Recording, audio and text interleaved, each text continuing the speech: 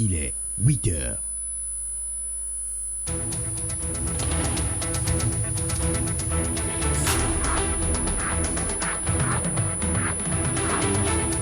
Le journal.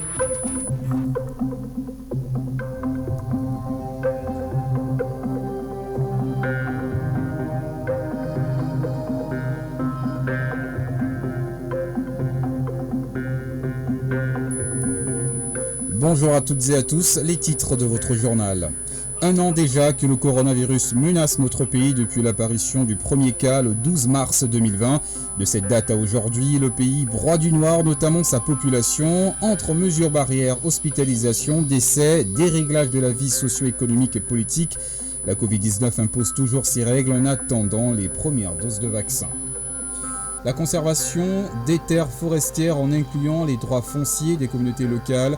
Le Conseil économique, social et environnemental sollicite sa mise en place, notamment sur le plan législatif et réglementaire.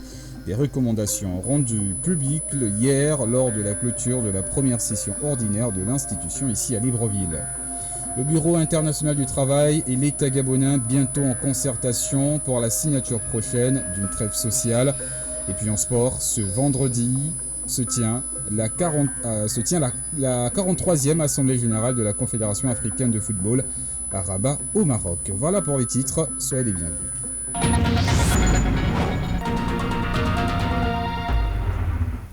Vous écoutez Radio Gabon 96.5 FM ici à Libreville où la pluie diluvienne qui s'est abattue cette nuit au petit matin aurait encore fait plusieurs dégâts sur son passage. Inondations, toitures arrachées comme à chaque intempérie dont la lueur d'espoir est la non-perte de vie humaine soit emportée par la montée des eaux, par un arbre arraché du sol ou par un éboulement de terre.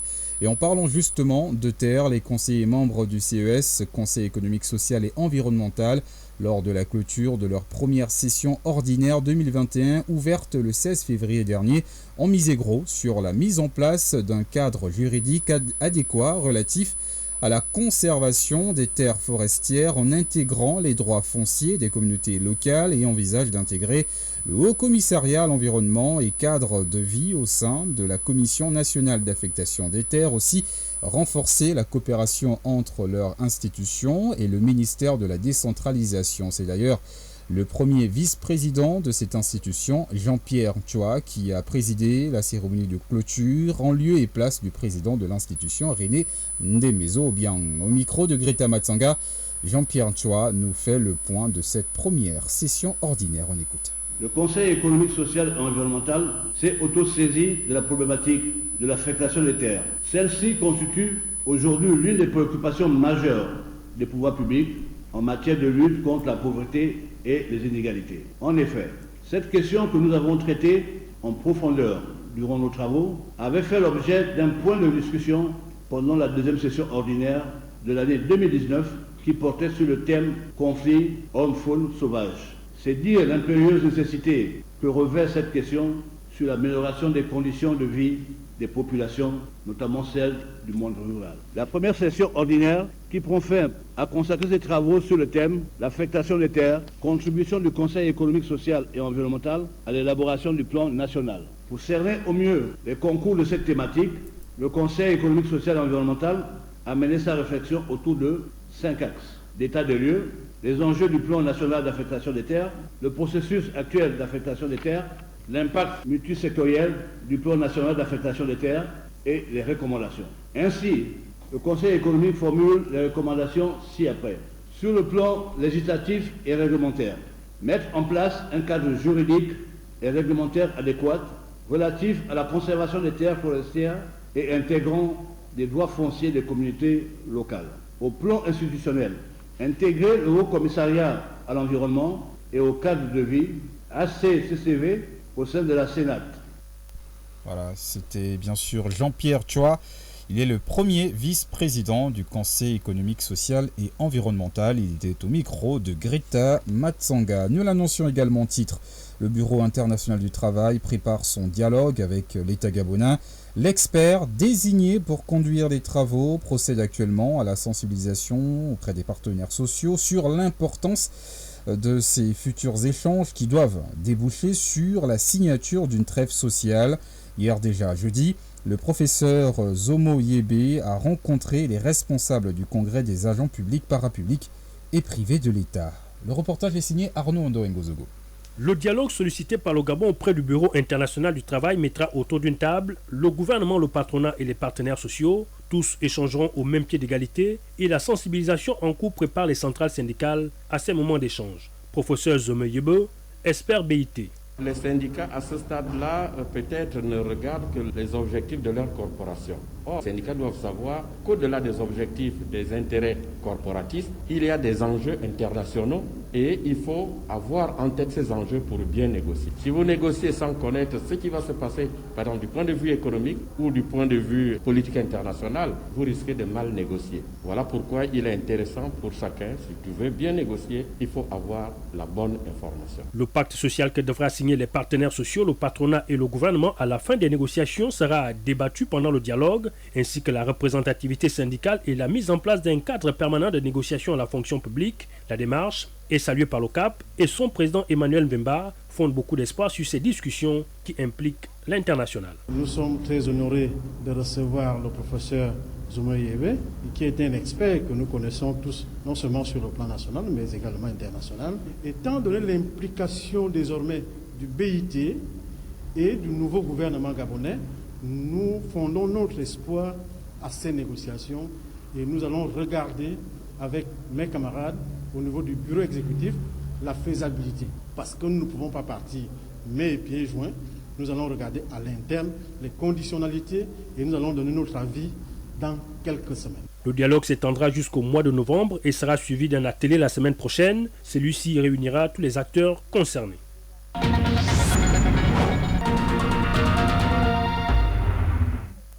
La suite du journal, direction Loguelolo à Kulamutu, la femme rurale logovéenne en atelier de renforcement des capacités des associations et la mise en réseau des acteurs de lutte contre les violences basées sur le genre.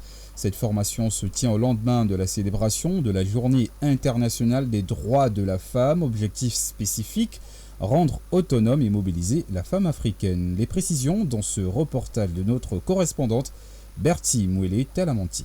Ayant pour objectif spécifique l'autonomisation et la mobilisation de la femme africaine, le leadership de la femme rurale, la bonne gouvernance et la relance des femmes plus égalitaires suite à la pandémie de la Covid-19, Safi Winnie Moubele Bobeya, la secrétaire générale de Aoulin Gabon, le réseau des femmes leaders d'Afrique, à la table officielle du protocole d'ouverture, a rappelé le contexte de cet atelier. Toute activité dans Loguelolo qui se fait en parallèle avec celle de mes consoeurs sur l'ensemble du territoire national, mission soutenue matériellement et financièrement par le Fonds canadien d'initiative locale, vise le renforcement des capacités des associations et la mise en réseau des acteurs de lutte contre les violences basées sur le genre en lien avec la Covid-19.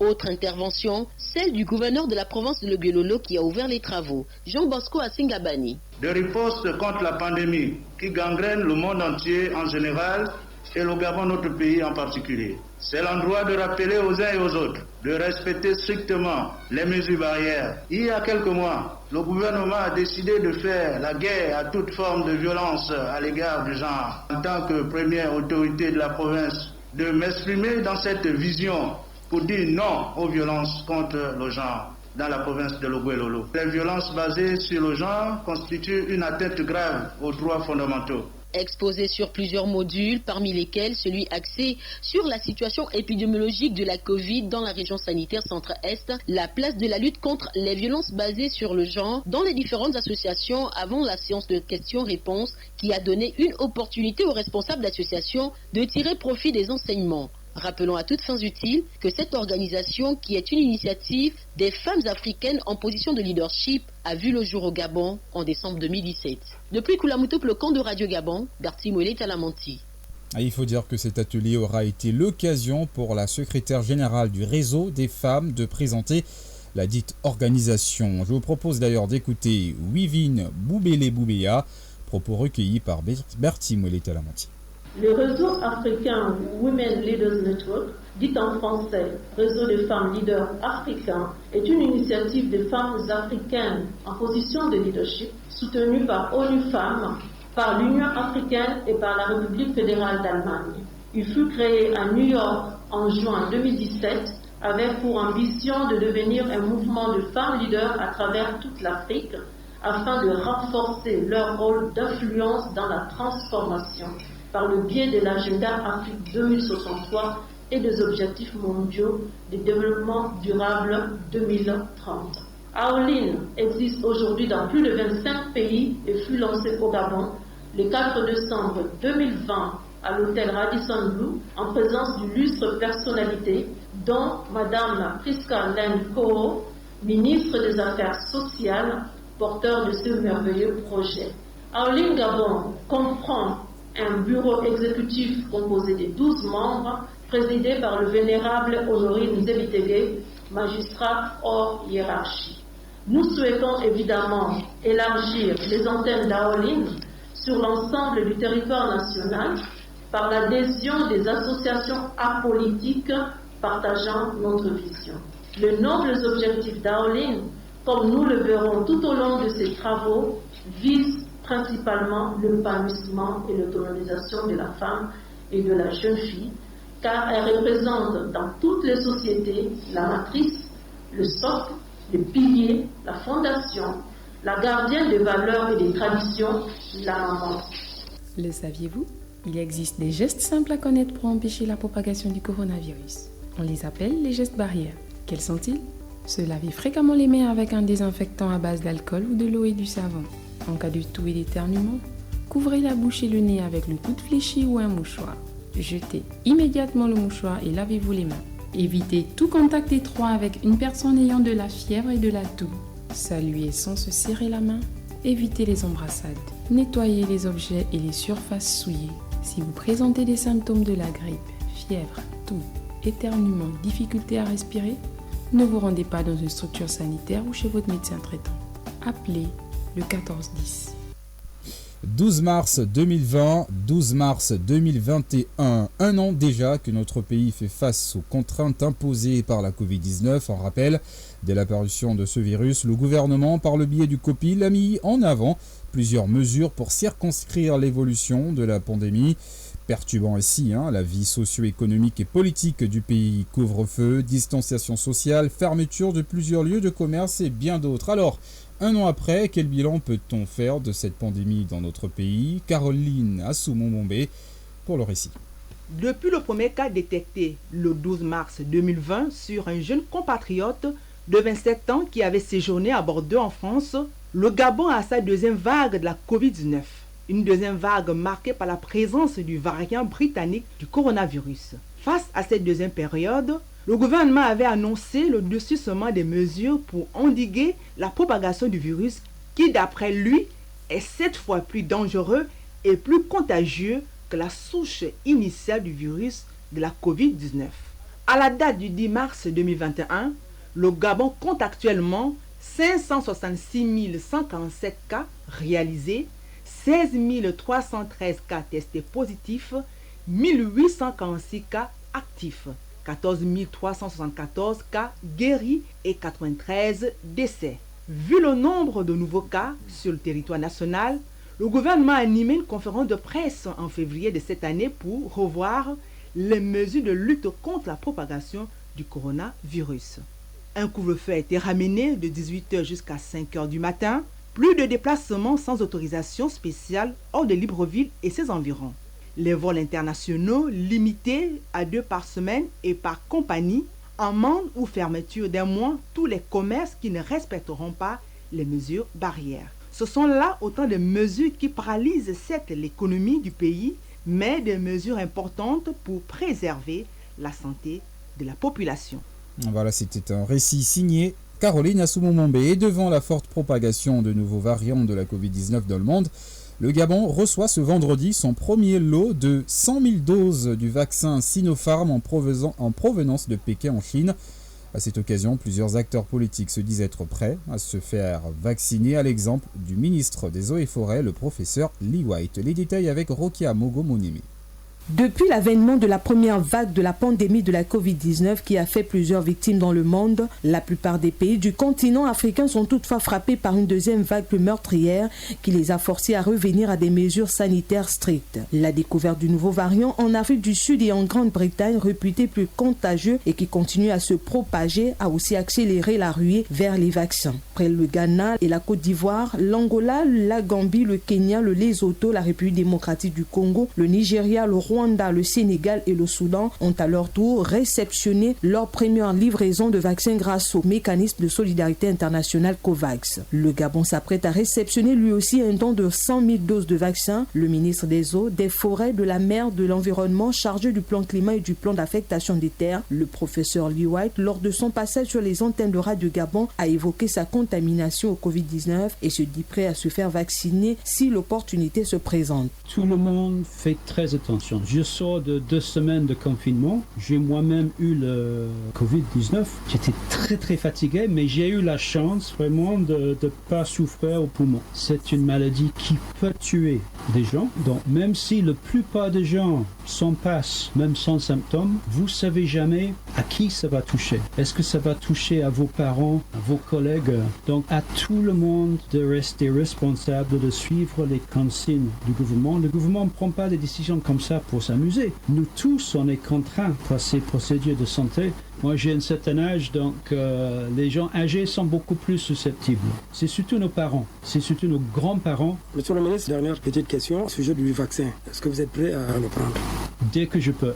Rappelons que la vaccination contre la Covid-19 permettra de prévenir les complications graves de la maladie et les décès, de réduire son incidence ainsi que la circulation du virus. Elle permet également de protéger le personnel de santé exposé au risque de contamination et de maintenir les capacités de fonctionnement du système sanitaire.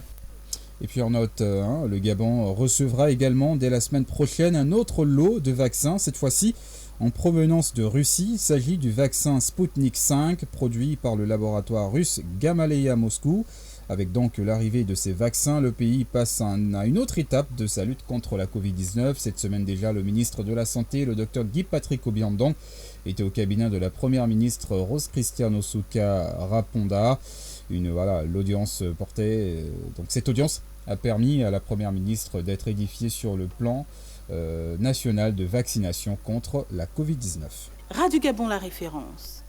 Intense activité hier également du côté de la primature. La première ministre, toujours, Rose Christiane-Osuka Raponda, recevait tour à tour le ministre des Travaux publics et le ministre délégué des Eaux et Forêts, de la Mer et de l'Environnement, chargé du plan climat et du plan d'affectation des terres. Avec le ministre des Travaux publics, les discussions ont tourné autour de l'évolution du chantier transgabonais et l'entreprise adjudicataire du marché Lassag. Et en seconde heure, Rose Christiane-Osuka Raponda a reçu donc le ministre délégué de l'économie forestière. Au menu, le plan d'accélération de la transformation de l'économie gabonaise. Occasion pour Rose Christiane-Osuka Raponda d'être éclairée sur les mécanismes de mise en application par le chef du projet, Charles Mvé-Ela. Rimoussavou. Lors de son adresse à la nation le 31 décembre 2020, le président de la République, Ali Bongo Ondimba, annonçait l'année 2021 comme étant celle de la relance de l'économie, fortement perturbée par la pandémie de Covid-19. Pour mettre en musique cette ligne directrice tracée par le chef de l'État, Rose Christiane-Osuka Raponda, la chef du gouvernement, multiplie les réunions avec les différents membres de son équipe gouvernementale.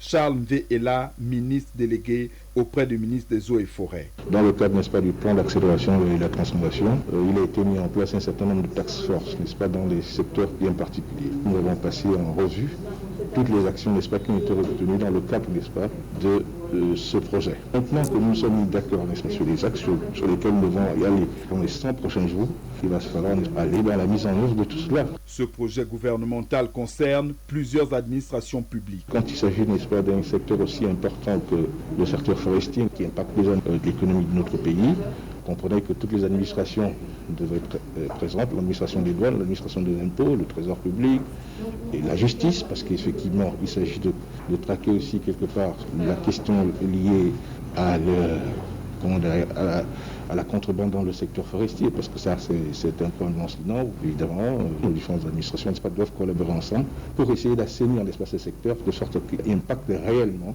tel que le souhaite le chef de l'État, l'économie de notre pays.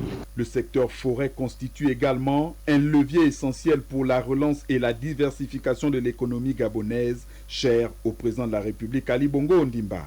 Et nous ouvrons notre dossier consacré à l'actualité hors de nos frontières. Bonjour Tiane Davila Lenguemini. Bonjour Ahmad, bonjour à tous. En direction actualité en Côte d'Ivoire, Laurent Gbagbo et Charles Blé Goudé seront fixés sur leur sort le 31 mars prochain.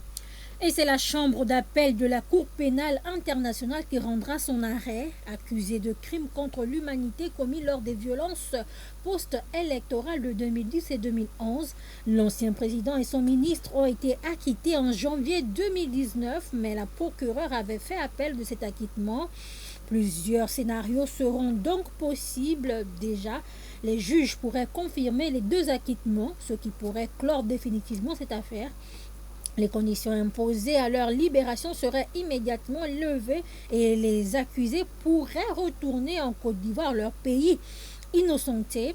Cependant, le non-lieu prononcé par la procureure Fatou Bensouda dénonçant des vices de procédure laisse ouverte la possibilité de nouvelles poursuites. D'autres scénarios sont aussi possibles mais jugés improbables, comme la suite ou la reprise du procès en première instance qui s'était arrêté avant l'audition des témoins de la défense. Et puis en Afrique du Nord, précisément en Mauritanie, l'ancien président Mohamed Ould Abdelaziz et une dizaine d'autres personnes ont été inculpés pour corruption hier jeudi. Mohamed Ould Abdelaziz et ses collaborateurs sont accusés de blanchiment d'argent, malversation financière et dilapidation des biens publics.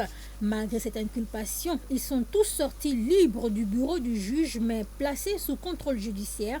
Les avocats de l'ancien président espèrent voir leurs clients blanchis par le juge d'instruction, faute de preuves.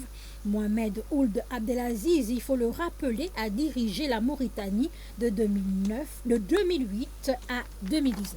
Tiane Davila Lenguemini, tout de suite la page des sports.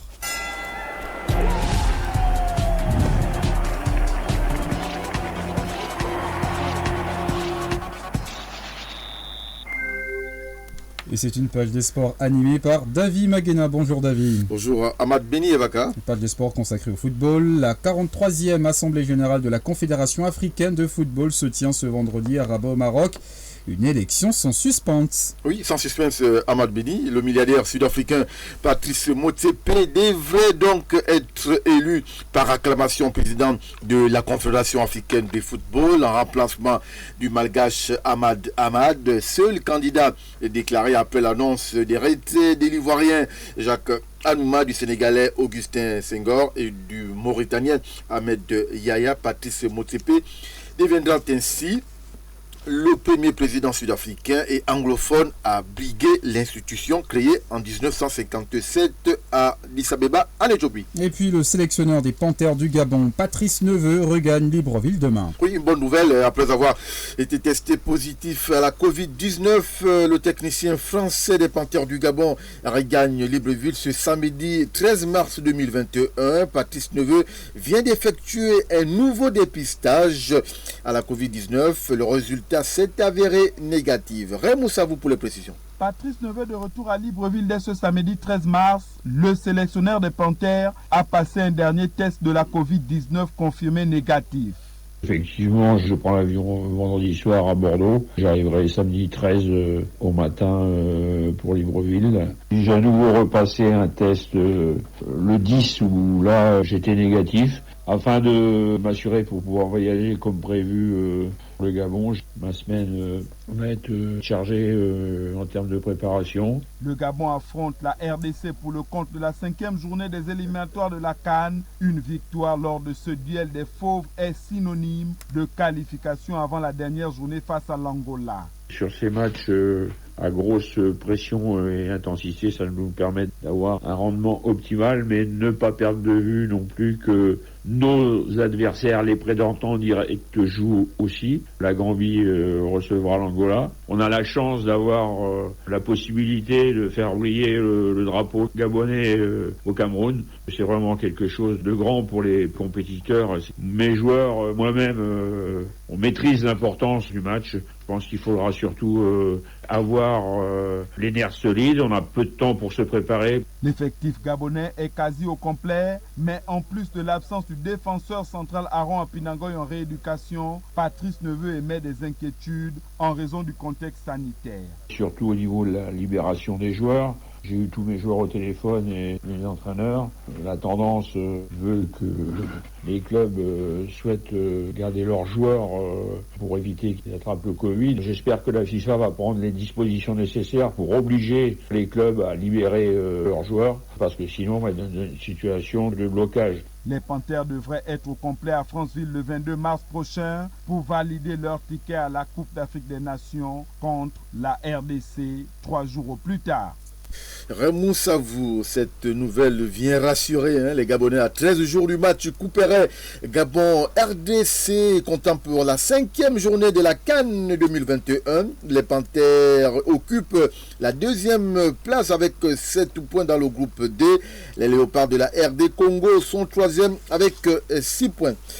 Allez, on va donc parler cette fois-ci de taekwondo. La date de l'élection à la présidence de la fédération gabonaise de taekwondo est enfin fixée, c'est le 21 mars prochain, date communiquée par le président du comité olympique Léon-Louis Folquet pour l'organisation de l'élection du président de la fédération gabonaise de taekwondo. Le comité national olympique du Gabon vient de recevoir une rallonge budgétaire du ministère des Sports. Cette élection va mettre fin au processus de normalisation du taekwondo gabonais. Ce scrutin est très attendu. 3 candidats sont en liste. Il s'agit de David Bembo Mwanza, Denis Mbumba et Obam Lafleur. Voilà, David Maguena, chef de service sport de Radio Gabon. Merci pour ces précisions. Tout de suite, le rappel des titres. Un an déjà que le coronavirus menace notre pays depuis l'apparition du premier cas le 12 mars 2020. De cette date à aujourd'hui, le pays broie du noir, notamment sa population, entre mesures barrières, hospitalisation, décès, déréglage de la vie socio-économique et politique. La Covid-19 impose toujours ses règles en attendant les premières doses de vaccins. Le Bureau international du travail et l'État gabonais bientôt en concertation pour la signature prochaine d'une trêve sociale. Et puis en sport, ce vendredi se tient la 43e Assemblée Générale de la Confédération Africaine de Football à Rabat, au Maroc. Merci d'avoir écouté ce journal réalisé par Tiane Davila Lengimini. Mise en onde, Michel Bokongo. Sangos Sangobadi, votre guide, poursuit ses entretiens avec vous, chers auditeurs. Ne zappez surtout pas. Moi, je vous dis à très bientôt et respectons les mesures barrières. Bon vendredi à tous. Ben voilà, disons...